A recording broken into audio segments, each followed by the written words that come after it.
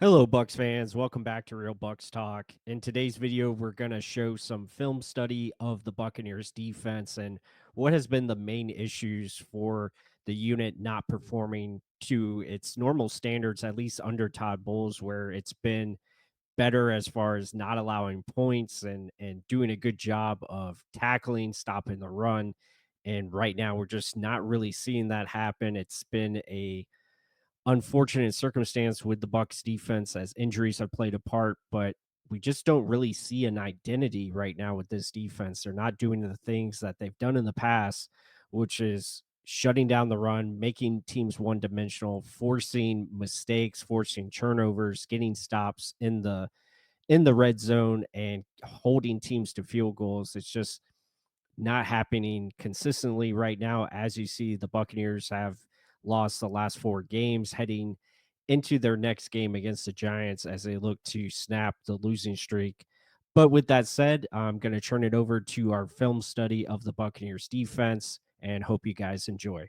Basically, a good example of where I think if they can play more like this, where guys are in structure, you kind of see how the defense, everyone's getting to a certain spot. Yes, San Francisco made it easier on them for this play. It's just a simple two out routes, and you have your underneath options, but at least the pocket was contained, so the quarterback can't get outside of the pocket. So that's good.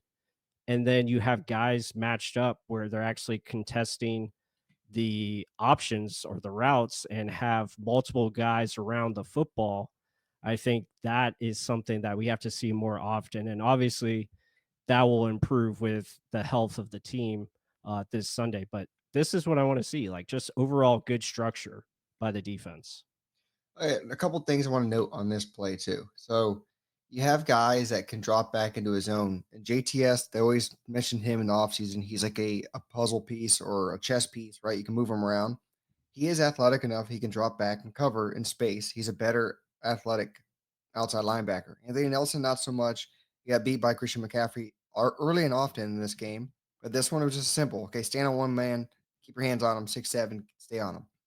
I like the personnel usage on this. And then if you're going to send in Devontae David, I like how they did a little stunt with Kalijah Cansey, and that also gives Vita Vea the outside edge where he's won multiple times. He's just too big, strong, going against their best too. So it was just a good mismatch and way to push the pocket, right? So, like you were saying, get a good marriage between your defensive line and your secondary all working together. And they did on this one. So, kudos to them. We just want to see a little bit more consistent because look at that pocket. It crashed and burned. He had to get rid of it. And now, plus, let's talk about what isn't good. So, how the hell does this happen? The Red Sea opens up right here. What happened? Yeah, so this was the first pass attempt for Brock Purdy in this game. And I don't get the drop in a Vita Vea. I know it doesn't happen. It happens rarely that they do this, but you're just giving a quarterback who likes to scramble free yards. Like, oh, hey, here we go. Take the yards. We're gonna give it to you. We don't have anybody filling this gap, so we're just gonna give you yards. And I would say if Vita Vea stayed in his gap, that's probably a sack by whoever is coming around the corner there, JTS, I think. So it's like just play the rush. Like you're already sending in a guy off the edge and Izzy, like let these guys play and stop trying to be cute because guess what? It's not working. Yeah, because if anything, if anyone sees a man that's that large leave, and then you see his back, clearly it's an easy, just let me run behind him. There's no Yep. way he's gonna do anything, turn around and get me. It's so simple. So if anything, backpedal Vita Vea. Maybe it was just poor assignment by Vita Vea, but still, this is dumb. Like I don't want to see him going backwards.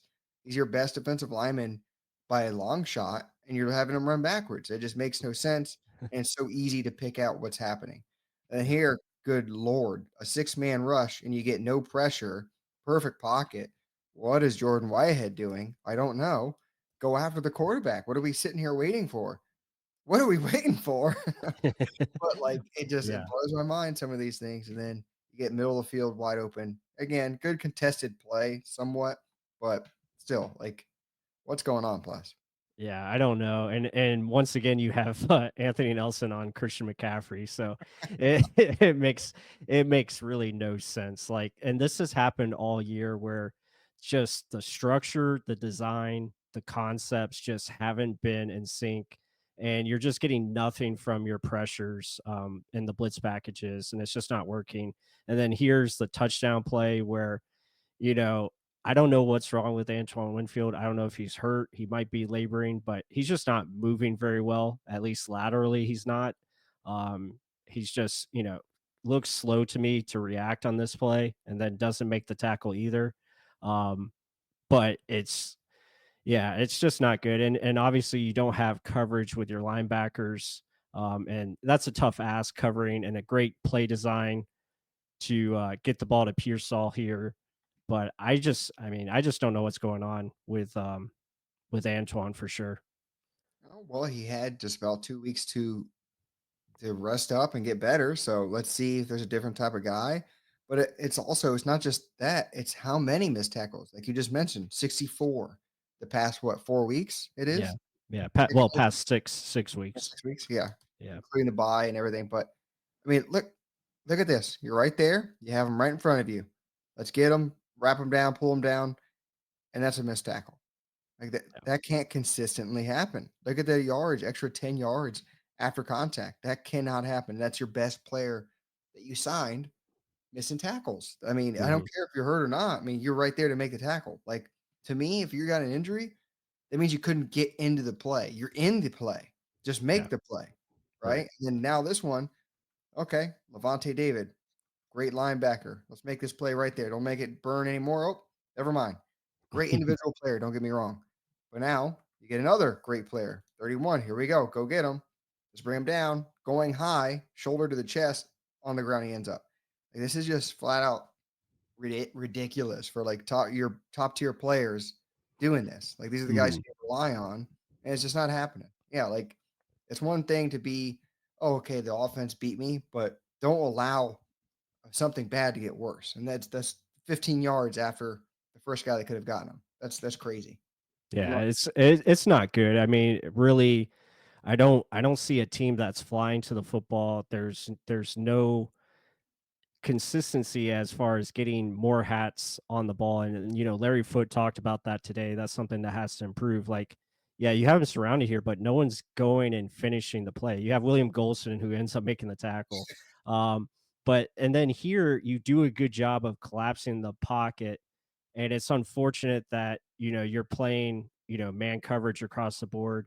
And Tyreek Thunderberg, he does his best, but he's going to get beat here against Debo Samuel. It's a great play call by the 49ers to get the right matchup, and they throw this to space. But still, you just don't make the tackle. You don't have enough players around the football. And then, he just gets a lot of yards there. There you have it. That was our film study of the Buccaneers defense and just some of the issues that they've been facing this season.